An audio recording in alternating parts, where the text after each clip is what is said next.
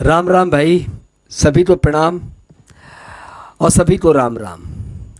इन दिनों में मैं ब्रह्म कुमारी समाज से जुड़ा। उनकी मुझे एक बात अच्छी लगी और वो अच्छी बात मैं अपने में अडॉप्ट करना चाह रहा हूँ।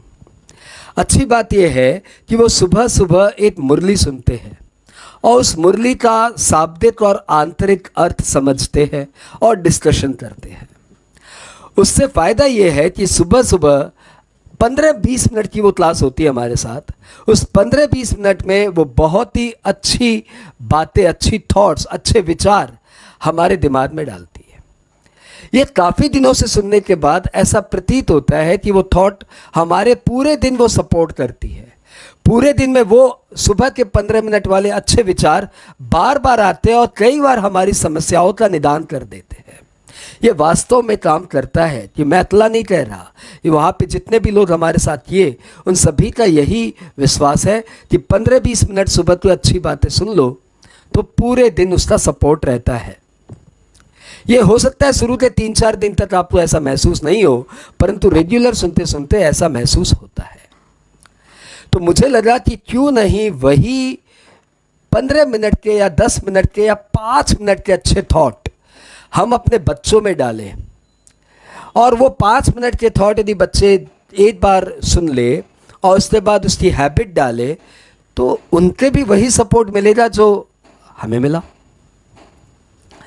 तो ये सोच के मैंने यह डिसीजन लिया कि क्यों नहीं हम भी रामायण की या गीता जी के कोई श्लोक, रामायण की कोई चौपाई या गीता जी के कोई श्लोक के ऊपर 5 मिनट का डिस्कशन करें, छोटा सा, और ऐसी भाषा में जो बच्चों को समझ में आ जाए और बच्चों के वो रियल लाइफ में कैसे काम आ सकती है उसे भी थोड़ा इलेबोरेट कर दिया जाए, परंतु समय सीमा के अंदर।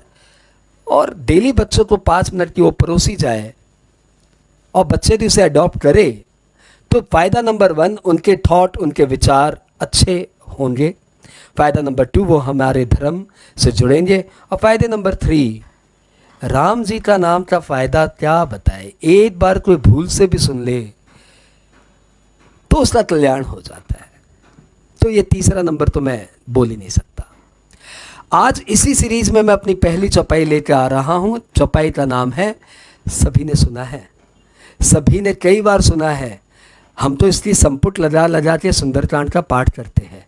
रामचरितमानस के सुंदरकांड से ली हुई चौपाई, दीन दयालु विरध संभारी, हरहु नाथ मम संकट भारी। अपनी हैंड राइटिंग के लिए मैं पहले से ही क्षमा मांग लेता हूँ। हरहु नाथ मम संकट भारी।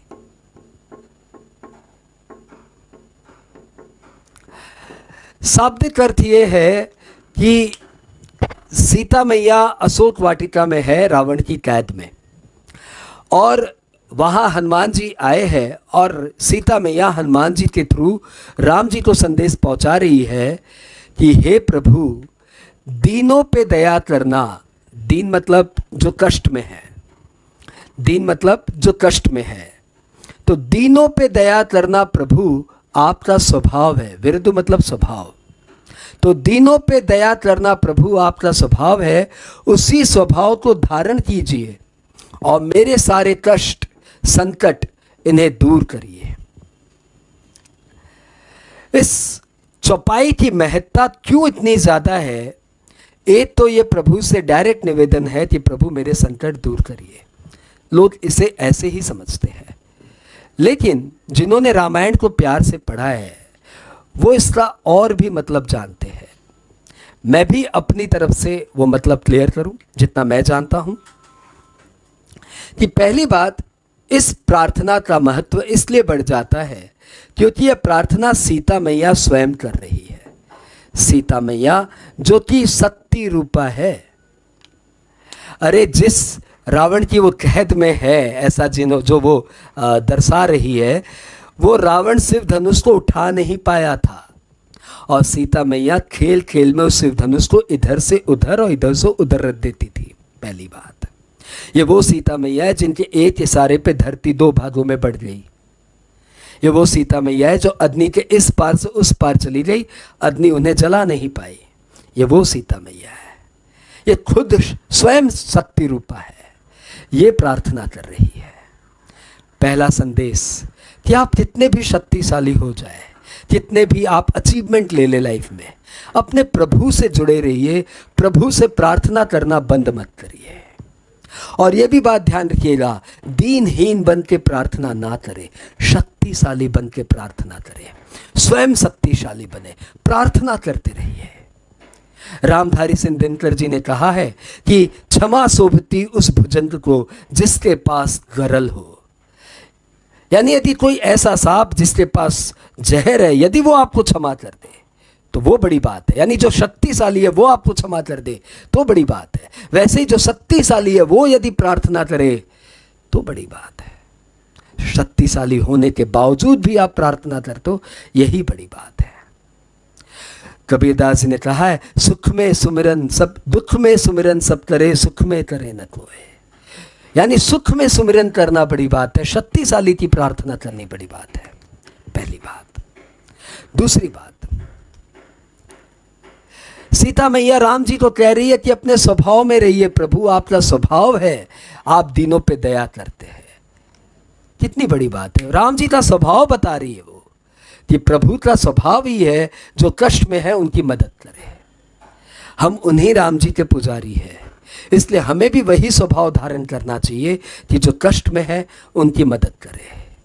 परोपकार पुण्याय है। तीसरी बात,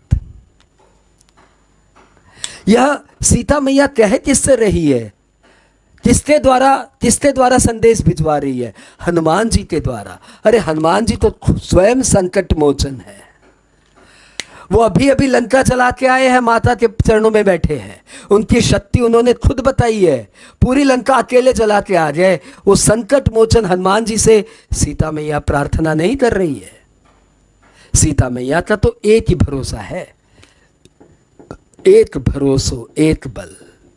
यानी हर एक से प्रार्थना मत करिए, अपने जिस पे एक पे भरोसा रखिए और उसी से प्रार्थना करिए। यह सीता मैया का संदेश है।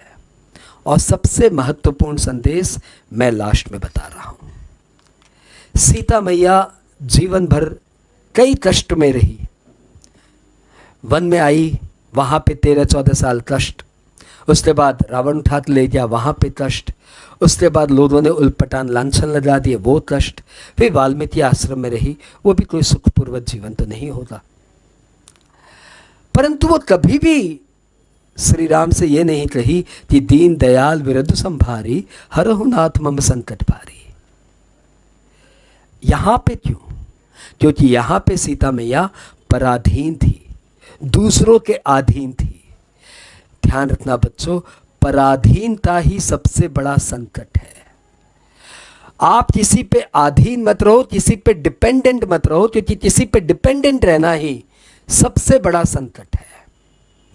यदि आप पढ़ाई पे किसी पे डिपेंडेंट हो कि वो आएंगे मुझे पढ़ाएंगे तब मुझे समझ में आएगा, तो गलत है। आप अपने अदर एक्टिविटीज़ में किसी पे डिपेंडेंट हो तो वो भी गलत है। आप किसी पे डिपेंडेंट मत रहिए, क्योंकि डिपेंडेंट रहना सबसे बड़ा संकट है। पराधीन सपने हो सुख नाही।